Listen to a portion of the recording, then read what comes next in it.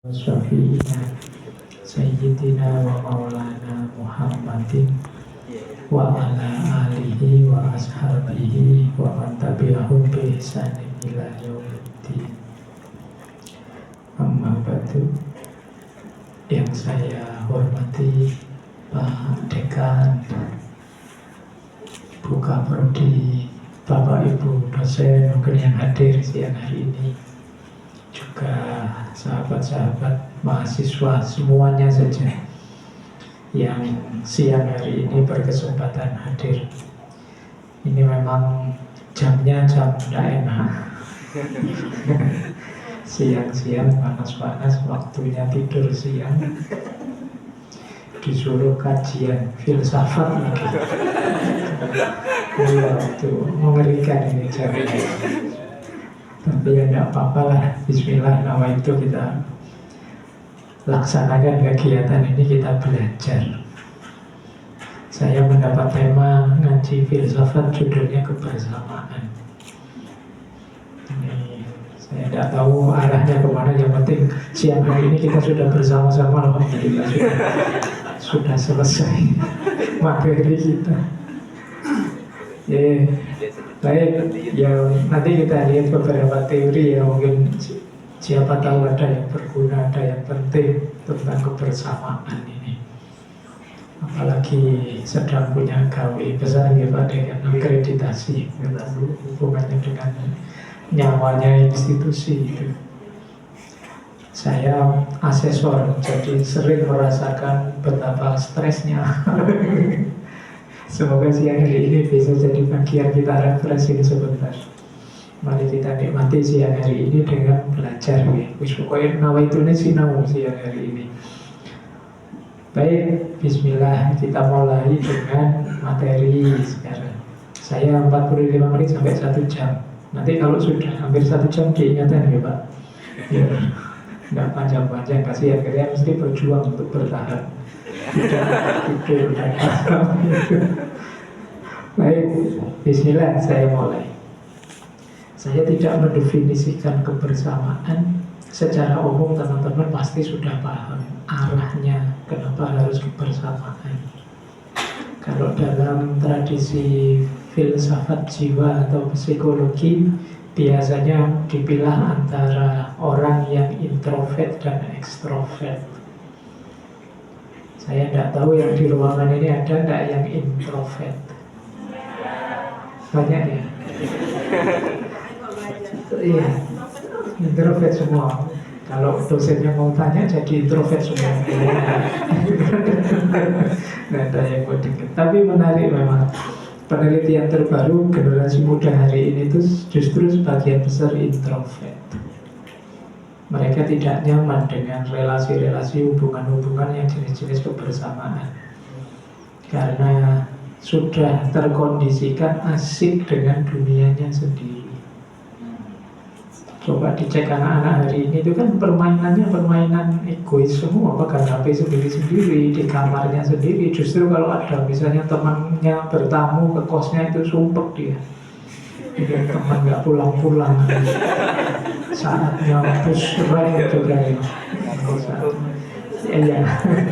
Saatnya apa dari dunia kalian saya tidak tahu yang hadir, tapi dunia generasi Z hari ini itu lebih asik dengan dirinya, dengan dunianya. Itu yang membuat wacana-wacana seperti kebersamaan ini agak asing. Sosial skillnya agak kurang menggembirakan. Ya banyak sih ulama, kiai, ustaz bilang adab fauqal ilm dan macam, kalian juga hafal jargon itu. Tapi untuk bisa beradab itu kan harus punya social skill yang lumayan. Kalian harus paham ini sopan apa tidak, ini sesuai apa tidak, ini berbudaya atau tidak, dan lain sebagainya. Syukur kalau kalian ada di pondok, lebih bisa menyerap banyak khazanah, banyak kemampuan sosial skill karena hidup bareng-bareng. Tapi ya sebagian besar kan tidak begitu. Bahkan sekarang pondok itu ya sebagian besar sangat elit, sangat modern. Kalau dulu zaman saya bisa satu kamar 6-7, bisa 8 orang. Sekarang kalau ada pondok seperti itu mungkin sulit lakunya. Saya kemarin ngantar anak saya mondok itu, dia bayarnya mahal. Ada cateringnya, ada laundrynya, ada. Saya bayangkan kalau zaman saya dulu kayak gitu, seneng aku mondok. Iya. Terus jadwalnya full isinya, jadwal macam-macam. Kapan ngobrolnya, kapan seneng-senengnya bareng-bareng. Oke ya, pada social skill penting. Banyak di antara teman-teman yang nggak sadar bahwa kayak gitu nggak sopan, kayak ini nggak sesuai, kayak gitu nggak pas. Makanya saya pamit ke Pak Dekan. Saya nggak tahu tiba-tiba diajak ke sini harusnya lepas sepatu saya tak pakai saja, tidak ada yang ngingetin, sudah apa ya. Saya jalan ke sini diseret saja sama teman mahasiswa, baru sadar dulu ya nyopot sepatu, ya sudah, tidak apa-apa ya. Ini urusannya adab, saya malah tidak tahu. Oke ya, itu yang saya maksud social skill. Kita agak lemah. Saya 2 hari yang lalu ada mahasiswa WA saya, Pak Faiz, besok pagi saya mau bimbingan, Bapak saya tunggu di kantor jam 9 ya. Iya. Itu dia dengan santainya, tidak sadar ya, dosennya diperintah-perintah disuruh kantor jam 9. Itu mereka tidak sadar bahwa itu tidak sopan. Itu yang saya maksud social skill. Jadi ini jadi PR kita semua, generasi hari ini. Bahkan itu lebih sulit lagi generasi hari ini itu kalau diingatkan tidak boleh terlalu keras. Iya, kalau terlalu keras kita menekan, kita mungkin teman-teman dengar juga kan berapa bulan terakhir ada berapa mahasiswa yang bunuh diri. Bayangkan zaman saya namanya dosen killer itu hampir semua. Kejamnya luar biasa dosen zaman saya itu. Kalau ujian, saya ada dosen itu yang ngambil buku, diambil 1 halaman, terus dipotong-potong, kita disuruh isi. Isinya apa itu, kayak orang ngapalin buku. Ada saya satu kelas itu zaman dulu yang nilainya hanya D sama E. Hanya 1, 2 yang nilainya C, itu untuk yang paling pintar. Ada yang punya prinsip A itu hanya nilai untuk malaikat. Mahasiswa biasa tidak pantas. A itu hanya untuk saya. Kalau kamu nilainya A berarti kan setara sama saya. Ada yang begitu. Itu ngeri, tapi sekarang tidak bisa untuk generasi Z ini. Kata orang-orang kan generasi strawberry. Dari luar indah, luar biasa, tapi dalamnya rapuh. Jadi kecentok sedikit, kesinggung sedikit sudah drop. Ya kan, kalian misalnya disinggung dosennya sedikit saja, mungkin teringat sampai besok, bisa sampai minggu depan. Mungkin dosennya ngomongnya juga tidak sengaja, kok akhir-akhir ini males gitu. Padahal kamu memang sering bolos. Tapi kan terus kamu tersinggung, kamu ingat-ingat sampai saya dimarahin dan kamu gelisah luar biasa. Itu generasi hari ini. Nah itu yang PR ini Pak Dekan untuk generasi Z ini. Jadi mereka canggih sih luar biasa, tapi tidak kuat menahan beban, tidak kuat kalau ada ujian, kalau ada kesulitan. Itu kelemahan sekaligus kelebihan. Baik, saya ke situ sekarang, ke kebersamaan. Betapapun banyak yang introvert, kita kan harus punya social skill, kemampuan hidup bersama. Termasuk di kampus ini kan kita bareng-bareng. Kalau kalian sangat egois, kalau semuanya introvert, ya bantu Pak Dekan siapa? Kalau semuanya egois sesuai keinginannya sendiri, ya tidak akan terwujud cita-cita bersama, termasuk di kampus kita tercinta ini. Itu teori. Kalau teman-teman tanya jenis-jenis kebersamaan itu apa saja, ada namanya relationship, ada companionship, ada friendship, ada fellowship, kemudian ada partnership, yang paling tinggi sering diidolakan, diceramahkan ada love, cinta. Ini untuk setiap jenis kebersamaan bisa teman-teman evaluasi. Kalau relationship itu sekedar ada hubungan begitu saja. Saya duduk dekat Pak Dekan itu kan ada relation-nya, ada hubungannya, kita sama-sama di depan. Mungkin saya dengan Benjamin Netanyahu atau sama siapa ada relation-nya, hubungannya. Hubungan sekarang saling dendam, musuhan. Meskipun beliau tidak ngerti ada orang yang mendendam dia kayak saya. Misalnya, relationship itu apapun jenis hubungan ya namanya relationship. Ini kalau diteorikan lebih panjang, nanti ada teori-teori yang istilahnya ada teori koneksi. Kita ini saling terhubung. Jangan dikira kalau kalian males itu ruginya untuk dirimu saja. Ada banyak orang lain yang ikut rugi. Mungkin orang tuamu, mungkin saudaramu, mungkin kampusmu, mungkin dosenmu, dan lain sebagainya. Ini relationship. Jangan dikira kalian itu meskipun se-introvert apapun, kamu tidak butuh untuk berhubungan dengan orang lain. Pasti tetap butuh. Emangnya bajumu yang bikin siapa? Kainnya yang bikin siapa? Sepatumu kamu beli dari mana? Beras, nasi yang kamu makan yang nanam siapa? Itu kamu tidak mungkin tidak butuh orang lain. Jadi ini teori pertama, relationship. Kita ini senantiasa saling terhubung dengan siapa saja. Yang kedua, companionship. Companionship ini kita sudah bersama, bareng-bareng. Tapi tidak jelas tujuannya, sih penting bareng itu sudah companionship. Kamu tiap hari bareng-bareng itu apa jatuh cinta? Enggak, ya kebetulan kosnya sama saja. Terus biar berangkat ke kampusnya enggak sepi, bareng itu bisa companion. Asal menemani saja sudah jenis companion. Makanya dalam Al-Quran itu ada ayat yang menyindir companionship yang negatif. Ada kalimat tahsabuhum jami'an wa qulubuhum syatta. Engkau melihatnya kumpul bareng-bareng, tapi sebenarnya hatinya kemana-mana. Nah, kumpul bareng-bareng itu companionship. Ilustrasinya kayak orang main judi, kalau main teplat, main remi judi itu bareng-bareng, itu kan kumpul, itu rukun. Tapi kan masing-masing hatinya ingin saling menjatuhkan. Gimana saya temanku sebelahku ini kalah, semua kalah, saya yang menang. Yang sana juga begitu sini.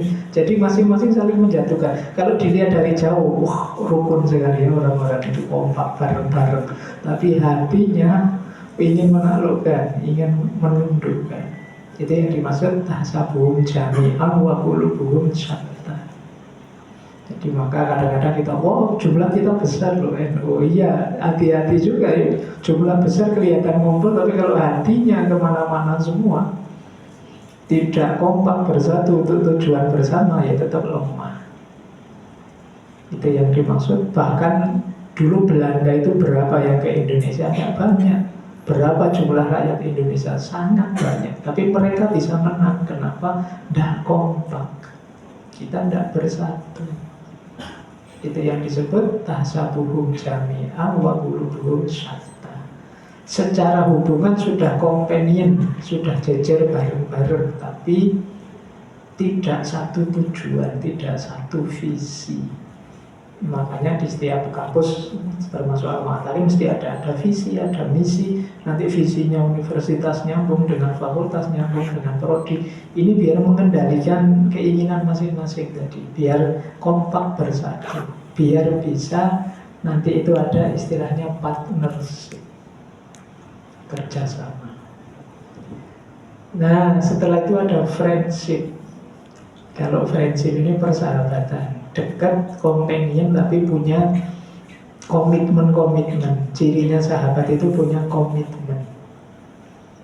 Saya siap membantu, saya siap menolong apa yang kamu butuhkan, saya siap membuatmu senang. Itu namanya friendship. Beda dengan sekedar companion tadi. Kalau yang di sini ada komitmen. Nanti ada fellowship. Fellowship itu pengikut. Kita bareng-bareng sih, tapi modelnya hierarkis. Jadi saya di atas, kamu di bawah, ini namanya fellowship. Jadi kalian hanya pengikutku. Ini struktur seperti ini yang banyak dikritik. Kalian di sini meskipun di kampus ada Pak Dekan, ada buka prodi, ada Pak dosen sama kalian, itu semoga tidak mikirnya bahwa kalian ini fellowship, hanya associate member di sini. Nah, kalau mikirnya begitu ya nanti hierarkis. Jadi sulit menjalin kebersamaan. Kalau di model fellowship adanya ya kamu harus manut saya. Apapun yang saya putuskan harus ikut saya. Atau sebaliknya yang mahasiswa mereser ke kampusnya.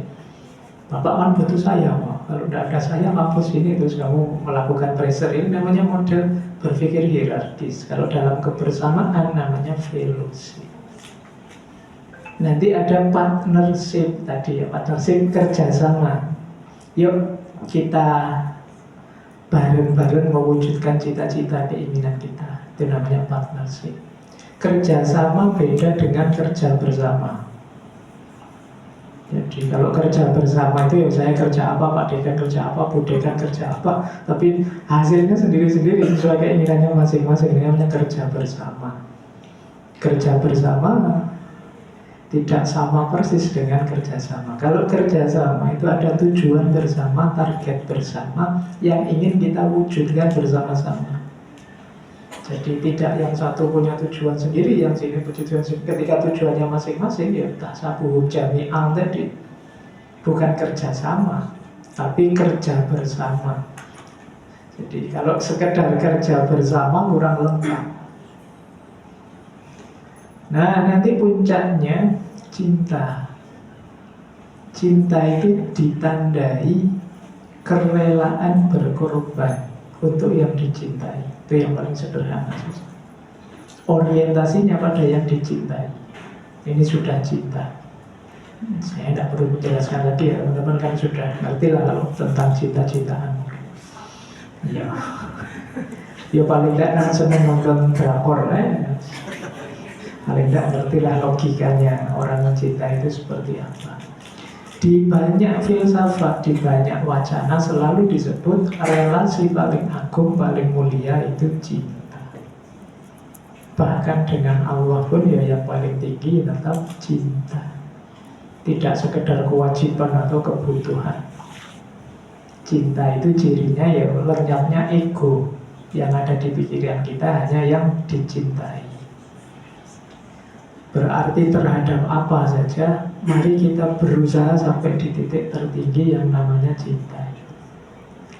Baik ya, ini jadi bahan evaluasi teman-teman. Nanti hubunganku dengan Pak Dekan, hubunganku dengan kampus, hubunganku dengan teman satu kelas, hubunganku itu jenisnya apa?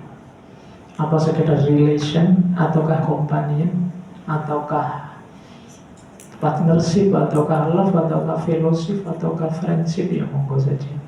Kalian sudah ngerti bedanya sekarang tinggal cek. Semoga paling tidak ada di level-level yang lebih utama, yaitu friendship, partnership, atau love. Semoga tidak sekedar relation atau companion dan fellowship. Nah, ini yang namanya kebersamaan. Ya, kita lanjutkan slide selanjutnya. Ini slide-nya panjang, pokoknya 1 jam selesai kan gitu. Saya kalau di kampus sama mahasiswa itu ya, kuliah mulainya bisa telat, tapi berakhirnya harus tetap on time. Acara apa saja begitu, tidak apa-apa. Ya, karena kita khas orang Indonesia itu. Tahun lalu ada mahasiswa dari Malaysia 2. Jadi beliau kuliah S2 di UIN, kebetulan saya ngajar. Mereka cerita pada saya, tahun pertama mereka kuliah, shock mereka. Kuliah jam 7, nanti jam setengah 8, kadang sampai jam 8 baru mulai. Mahasiswanya datangnya setengah 8, nanti dosennya 8 kurang 1/4. Dia kaget, dia padahal jam 7 ya datang jam 7. Jadi budaya kita agak berbeda. Makanya beliau tanya, Pak Faiz, memang begitu ya kalau di sini kuliah jam 7 mulainya setengah 8. Ya tak bilangin begini, Pak Ci, kalau di Indonesia ini cara membaca waktunya berbeda. Kalau kalian diundang jam setengah 9, datanglah jam 9. Yang undang juga ngerti, nanti yang datang itu jam 9. Kalau ingin acara mulai jam 10, ya diundang jam 9. Jadi kita punya cara baca yang berbeda. Jadi Indonesia itu memang istimewa Pak Cita. Oke ya, Semoga di sini tidak begitu ya. Tidak ada bedanya. Terus, oke, kayak zaman saya dulu di komplek itu ngaji habis asar itu nanti mulainya jam-jam setengah 5, jam 5. Itu yang datang cuma 2, kadang 3. Zaman dulu Pak Deka saya pernah ngaji berdua saja, padahal yang ngajar Prof. Mahasin itu. Beliau di jadwal habis asar. Beliau datang nunggu sampai bongok-bongok yang ngomongkan ini ustadznya sudah datang dan lain sebagainya. Akhirnya saya datang, saya capek-capek dari kampus datang lah, kelihatannya tidak ada yang datang. Beneran, saya sendirinya di privat Prof. Mahasin. Betapa ngerinya. Jadi ngajar berdua. Oke, itu khas kita ya, tidak apa-apa lah. Kalau tidak begitu kan tidak ada ceritanya. Kenangannya ada di situ. Baik, kenapa sih kita memerlukan kebersamaan? Karena kebersamaan itu bagian dari fitrah kita. Jadi fitrah kita itu ada, di antara fitrah kita itu ada 2 yang memerlukan kebersamaan, yaitu fitrah keterbatasan kita sebagai manusia dan fitrah keterhubungan di antara kita. Keterbatasan kita sebagai manusia itu kita tidak mungkin sukses sendiri, kita tidak mungkin berhasil sendiri, kita terbatas sekali. Ada yang kita bisa, sangat banyak hal yang kita tidak bisa.